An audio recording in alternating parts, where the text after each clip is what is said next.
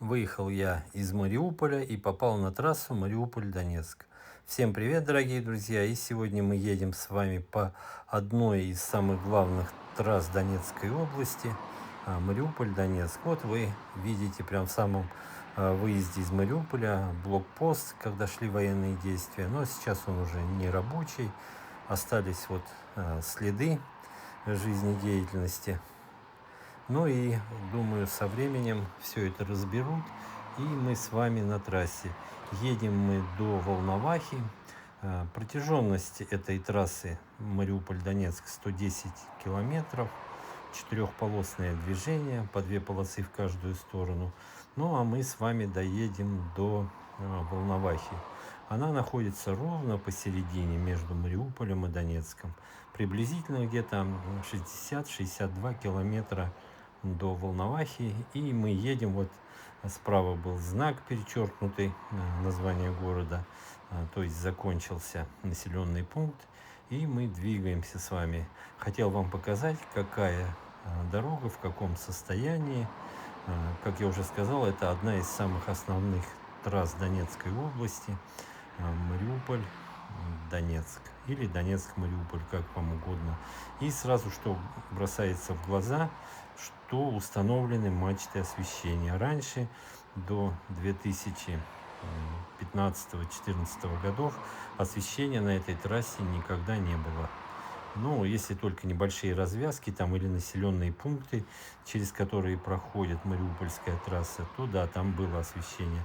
А сейчас достаточно большие участки освещены, и вечером ехать одно удовольствие. Посмотрите, вот свежайшая разметка. Дорога, она всегда, кстати, была в отличном состоянии, но сейчас вот, по моим сведениям, ее недавно тоже отремонтировали, еще где-то уложили новый асфальт, но, собственно говоря, вы все это сейчас сами и видите. Разрешенная скорость на этой дороге 90 километров в час. Но как я вот ехал, и многие меня обгоняли, ну, некоторые даже и не соблюдают скорость, благо камер на всем протяжении этой трассы пока еще нет. Но я думаю, такая лафа будет длиться недолго, и камеры со временем, конечно же, установят. Вот посмотрите, на разделительном зеленом газончике видите мачты освещения, и вот фонари как раз вот на две стороны дороги. В сторону Донецка мы сейчас с вами движемся. Знаменитый Сталевар, проехали мы его, он там всегда стоял. Ну, город металлургов Мариуполь. Кстати, в советские времена он назывался Жданов. Ну и потом, в 90-е годы, когда Советский Союз развалился, его, естественно, переименовали, дали ему свое историческое название, город Мариуполь. Вот на разделительной полосе появился отбойник, раньше его тоже не было, но дорога изумительная. Конечно, перевести ее в категорию 1А не получится, потому что здесь все развязки в одном уровне. А как известно, если вот делать скорость 110 км в час, все развязки должны быть в разных уровнях. И здесь вот повороты налево сделали отдельные карманы, вот чтобы развернуться в обратное направление. И нету здесь таких вот эстакад и съездов, заездов. Пожалуй, вот видите, вот направо поворот, только на Волноваху сделан вот в разных уровнях развязка сделана. Ну а так, в принципе, 90 километров в час, если прибавить еще двадцаточку, ну, 110 можно жать. Одно удовольствие ехать по трассе, погода была великолепная, посмотрите, солнечно, было 22-23 градуса тепла. Ну, совсем недавно я вот проехал по ней и наслаждался дорогой. Все, как вы видите, отлично. Машин, конечно, мало, если сравнивать с былыми временами. Трасса, конечно, была загружена основательно, особенно когда вспоминаешь, вот с Донецка и со всей области ехали на море. Мариуполь город на море, на Азовском море. Очень много там курортных поселочков, там Милекино, Узул, Ялта. Вот, Донецкая Ялта тоже есть там, ну и много-много других. где люди с Донецкой области, Седова, с удовольствием отдыхают. Вообще вот по всей Донецкой области сейчас идет капитальный ремонт дорог, можно сказать, даже новое строительство, потому что некоторые дороги со времен многоуважаемого Леонида Ильича Брежнева не видели ремонта, были огромные ямы, и, как говорят, только вот на танке ездить. Ну, по некоторым дорогам даже, наверное, и на танке было проблематично проехать. А сейчас дорога великолепная. Вот смотрите, я где-то еду не очень быстро, где-то 105-110 километров, правила не нарушаю, чего и вам не советую, хотя, как я уже сказал, камер на скорости еще нет, но к хорошему привыкать не нужно, ну, я имею в виду про камеры, потому что окунетесь в реальность, вот на М4, там они на каждом километре, наверное, натыканы эти камеры. Ну и, конечно же, вот дорога от Таганрога сюда, в сторону Мариуполя, когда пересекаешь границу областей Ростовской области и Донецкой области, то вот дорога шикарная. Ну, я, может быть, еще сделаю видео от Таганрога до Мариуполя, посмотрим, в каком состоянии. Ну, а эта вот дорога, мне хотелось всегда вам показать ее. Шикарная дорожка, машин мало, так что посмотрите, кому это будет интересно посмотреть. Ну, я думаю, как сейчас их называют, новые территории, хотя это новые старые территории. И смотрите, разметки везде, пешеходные переходы. Вот, кстати, о чем я и говорил, почему дорога не получит более высокий рейтинг, там 1А дороги, потому что даже пешеходные переходы, вот видите, в одном уровне разметка пешеходного перехода, ограничение скорости там, естественно, ну и глаз да глаз, потому что остановка и движение сейчас, как я уже сказал, не очень интенсивное, но со временем, я думаю, движение и трафик автомобильный восстановится. Ходят автобусы Донецк-Мариуполь, как вы видите, вот остановки с обеих сторон, людей, пассажиров забирают. Ну, пока не очень часто ходят эти автобусы, но движение уже есть. Кстати, еще про бензин хотел сказать. Заправок в Донецкой области достаточно много на дороге, ну и в самих городах. Цена бензина, вот, ну, разные операторы. В среднем где-то 66-50-67 рублей.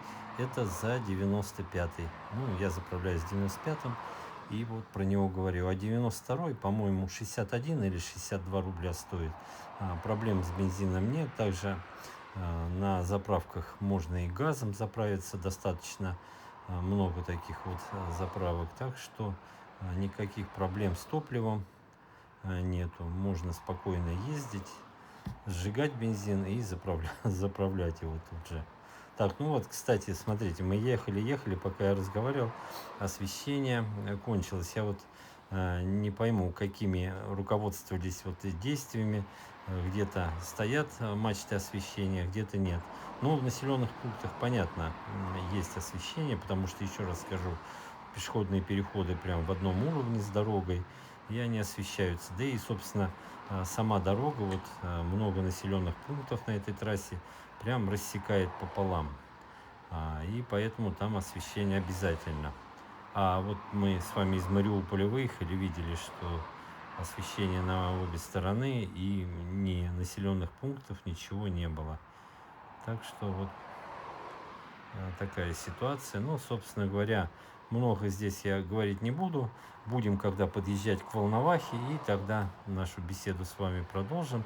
А пока вот кому интересно, кто поедет еще или просто вот следит за ходом строительства, реконструкции дорог, то можно посмотреть состояние трассы. Напомню, это трасса Мариуполь-Донецк, протяженность ее 110 километров, в четырехполосном исполнении, по две полосы в каждую сторону. Одна из основных трасс, да даже, наверное, не одна из основных, а основная трасса Донецкой области.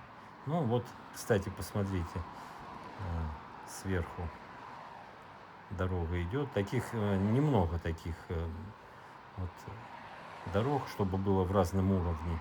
Ну а, собственно говоря, если ее делать, вот опять освещение пошло вот какими вот кусками. Но это, конечно, лучше, чем без освещения, потому что э, это вот район новый начинается. Донецкие степи. И ночью здесь, когда едешь, хоть глаз кали, темень несусветная. Ну, на юге, как говорят, всегда темно. И мы с вами двигаемся и рассматриваем дорогу. Разметка посередине осевая, прерывистая линия, ну и по краям дороги тоже мы видим разметка. Очень, кстати, вот по краям дороги особенно помогает, когда едешь вечером, видишь край дороги, где начинается обочина.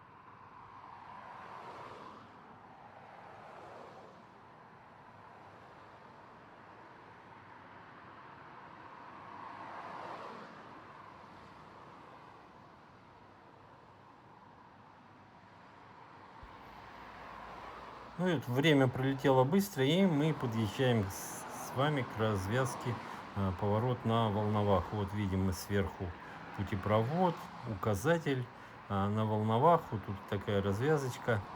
И мы поворачиваем направо, уходим с трассы Мариуполь-Донецк. И перед нами заезд в Волноваху. Волноваха — это районный центр Донецкой области. Население города порядка 30 тысяч человек. И хочется еще что сказать, что Волновахский район — это самый большой район Донецкой области. Много сел. Всегда считался Волноваха и район сельскохозяйственным районом. Выращивают здесь сельхозкультуры. Вот мы, собственно, двигаемся по этому путепроводу. И внизу под нами проходит трасса Мариуполь-Донецк. Вот Волноваха. Видим мы сразу дорога расширяется, движение по двум полосам в сторону Волновахи, и вот КамАЗ, видите, повернул, а там выезд из Волновахи тоже две полосы. Зеленый город, много деревьев, как вы видите. Ну и, собственно говоря, я хотел бы еще посмотреть дорогу в Волновахе. Смотрите, дорога шикарная, все отремонтировано, освещение мы видим, мачты освещения с фонарями. Заправка, ну это заправка не действующая, а вот с левой стороны заправка действующая, и бензин в Волновахе 66 рублей 70 копеек, если мне память не изменяет, 95-й, ну а 92-й где-то 61, 50, 62, вот в этом районе, точно сейчас уже не помню, но вот про 95-й точно вам сказал. Автобусы, как вы видите, ходят, здесь даже городской автобус ходит в Волновахе, она такая вот вытянутая слегка, но сама по себе Волноваха, городок не очень большой, но это районный центр. И вот мы подъезжаем с вами, здесь была автостанция. Ну, почему была? Потому что сейчас ее нет. Там поставили какой-то вагон, вот с правой стороны, если смотреть, сейчас будет. И там повесили расписание автобусов. Зато таксистов на 1 квадратный метр достаточно много. Вот с правой стороны автостанция. Вот видите, вагоны какие-то стоят, остановка. Здесь вот отправляется автобус и до Москвы, до других городов. И мы въезжаем на центральную улицу Волновахи. Это, как вы уже, наверное, догадались с одного раза, это улица Ленина. В каждом городе всегда есть улица Ленина. И в основном это центральные улицы. Но в Советском Союзе так было принято, что центральные улицы называли именем вождя мирового пролетариата. Ну и, собственно говоря, смотрите, дорога отличная. Единственное, что мне здесь вот не очень понравилось, из асфальта бугры вот эти сделали под лежачих полицейских, и их не покрасили краской. И вот их не очень заметно, и многие вот едут, там 30-40 километров даже, неприятно. Ловишь рессорами, вот эти вот бугры тоже такое себе удовольствие. Ну вот с правой стороны центральный рынок, тоже так он сейчас восстанавливается. Как вы знаете, здесь тоже вот были боевые действия. Ну вот центральная улица пострадала, но вот уже восстановили, и почти следов разрушений нет. Есть, конечно, отдельные моменты, но уже более-менее. Но самое главное, здесь дороги сделаны. Интернет, кстати, и связь летают. Я был здесь в роуминге. Не знаю, не очень дорого, по-моему, но связь хорошая. Ну, сразу скажу, за Волноваху выехали, и все. Тут местный оператор, если то, да, с ним нормально. А вот если вы там со своим там МТС, Мегафон, Билайн, то не очень будет вам тут комфортно. Связи нет. Вода, свет, все здесь есть в Волновахе. Ну и посмотрите, вот, собственно говоря, дороги совсем неплохо. Сделали здесь огромный МФЦ, мои документы. И очереди туда, конечно, записываются рано утром, чтобы вот попасть, восстанавливать документы.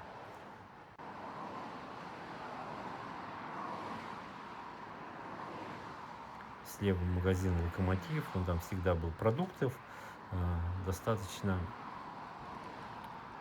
хорошее снабжение, никакого дефицита нет, собственно говоря. Так что все есть всякие разные. Я особо по Волновахе не петлял, вот проехал по центральной улице и оценил. Смотрите, деревья побелены вдоль дороги.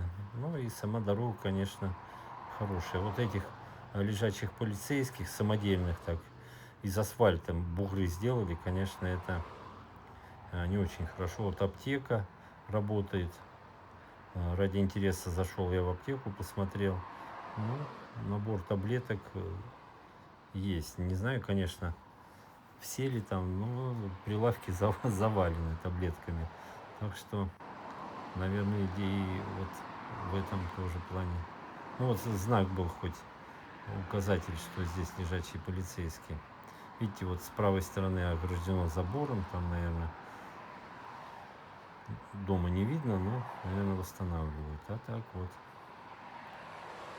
сам по себе тихий, зеленый городок районный, провинциальный, как бы сказали многие. Но вот, посмотрите, один из городов Донецкой области.